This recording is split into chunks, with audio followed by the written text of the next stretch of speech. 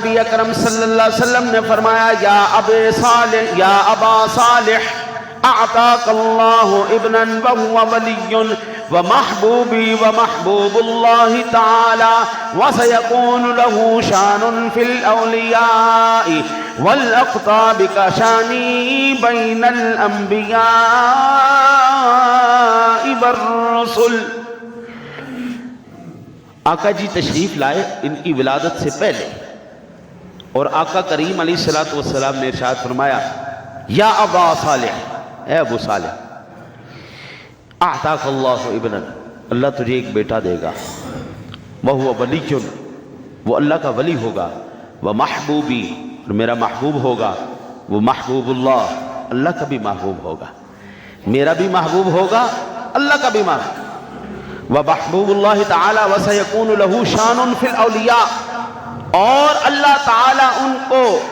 وہ شان اولیاء کرام میں عطا فرمائے گا، فی الاولیاء والاقطاب، تمام اولیاء میں، اقطاب میں، کشانی بین الانبیاء والرسل، جس طرح اللہ نے مجھے انبیاء اور رسل میں مقام عطا فرمایا ہے، اللہ میرے بیٹے عبد القادر کو اولیاء اور اقطاب میں وہ شان عطا فرمائے گا۔ اچھا جی، اب اسی معاملے میں آخری مسئلہ سماعت فرما لیں اور آخری بات سماعت فرما لیں۔ حضور سیدی غوث اعظم رضی اللہ تعالی عنہ کے حوالے سے آپ کے بارے میں آپ نے یہ اعلان فرمایا، قدمی ھذہ علی رکبۃ کل ولی اللہ، اللہ تعالیٰ نے میرا قدم ہر ایک ولی کی گردن پہ رکھا ہے، یہ مقام اور مرتبہ ہے، جتنے بھی اولیاء ہوں گے وہ تمام کے تمام میرے پیر کے نیچے ہے، ان کی گردنوں پر میرا پیر ہے۔ اور یار کیوں نہ ہو، حسنی حسینی سید ہو، حضور کی نسل پاک ہو، متقی ہو، پرہیزگار ہو، ماں بھی وقت کی ولیہ، باپ بھی وقت کا ولی، پھپھی بھی، پورا خاندان ہی اشراف کا خاندان، بیٹے بھی اللہ کا ولی، تو پھر اللہ مقام ولایت میں یہ منصب کیوں نہ عطا فرمائے؟ یہ مقام اور مرتبہ اللہ نے ان کو ایسے ہی نہیں عطا فرمایا، زہد ہو۔ اچھا جی، اب سب سے بڑا ایک مسئلہ میں آپ کو ایک مسئلہ عرض کر دوں، پھر حضور سیدی غوث اعظم رضی اللہ تعالی عنہ کے پاس ایک مسئلہ آ گیا، اس وقت میں یہ مسئلہ بڑا اہم ترین ہو گیا۔ تمام علماء کرام کے پاس ایک مسئلہ آیا کہ اگر ایک بندے نے یہ قسم کھا لی، عراق کے اندر ایک بندے نے یہ قسم کھا لی کہ اگر میں ایسی عبادت نہ کروں جو پوری روئے زمین پر صرف میرے سوا کوئی اور دوسرا نہ کر رہا ہو، صرف میں ہی کر رہا ہوں گا، تو میری بیوی کو 3 طلاق ہے، یعنی میں ایسی عبادت کروں گا جو پوری روئے زمین پر صرف ایک میں کر رہا ہوں گا، اس کے علاوہ کوئی دوسرا نہیں کرے گا، اگر یہ نہ کروں تو میری بیوی کو 3 طلاق ہے۔ اب جس بھی عالم کے پاس یہ مسئلہ گیا، عالم نے کہا یار یہ کون سی بات ہوئی، یہ قسم کھانے والی تھی۔ او بھائی آپ کون سی عبادت کی بات، قرآن پاک کی بات کریں تو لاکھوں نہیں کروڑوں دنیا میں قرآن پڑھ رہے ہیں، آپ نوافل کی بات کریں، آپ اذان کی بات کریں، آپ صدقے کی بات کریں، خیرات کی بات کریں، آپ نوافل درود پاک کی بات کریں، ورد و وظائف کی بات کریں، کون سی ایسی بات ہے؟ لاکھوں کروڑوں مسلمانوں، اربوں مسلمانوں میں سے کوئی نہ کوئی تو کر رہا ہوگا، جو بھی وہ عبادت کرے گا وہ دوسرا بھی اس کے اندر شریک ہوگا، تو اگر شریک ہے تو اس کی بیوی کو 3 طلاقیں ہو گئی۔ حضور سیدی غوث اعظم رضی اللہ تعالیٰ عنہ کے پاس یہ مسئلہ آیا ہے، ظاہری بات ہے عالم اور مفتی کے پاس ایک ذمہ داری ہے یار،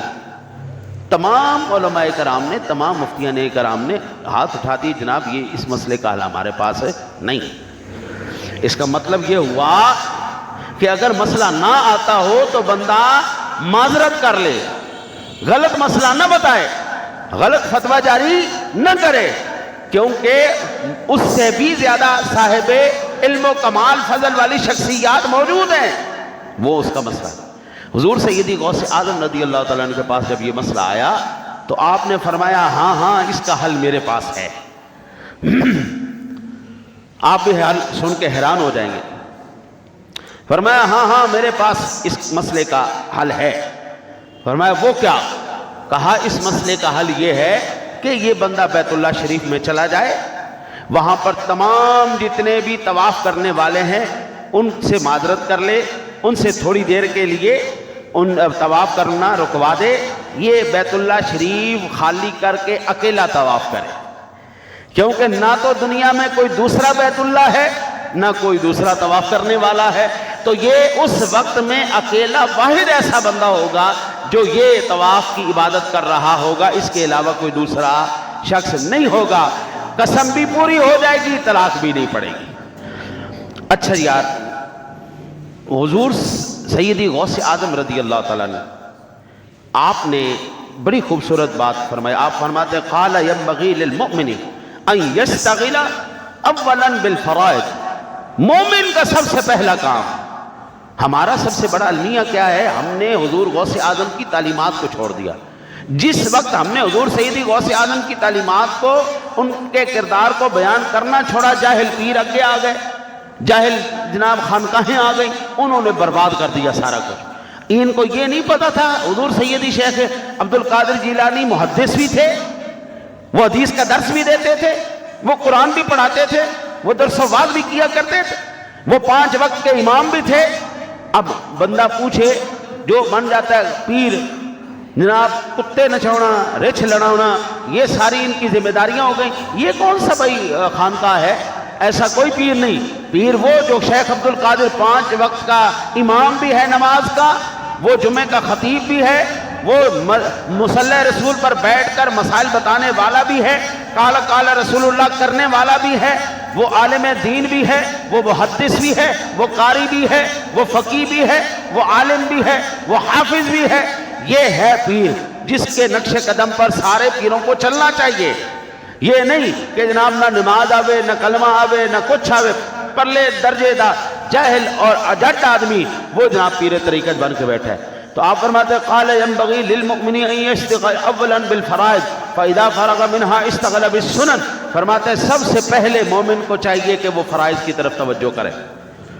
جتنے بھی اس کے اوپر اللہ نے فرض کیے ہیں فرائض کی طرف توجہ فرمائے۔ فاذا فرغ، جب فرض پورے ہو جائے، منها اشتغل بالسنن، پھر اس کو چاہیے وہ سنت کی طرف توجہ کرے۔ ثم يشتغل بالنوافل، جب سنتیں ساری پوری کر لے پھر فرماتے ہیں وہ نوافل کی طرف توجہ کرے، والفضائل، اور فضائل کی طرف توجہ۔ فما لم يفرغ من الفرائض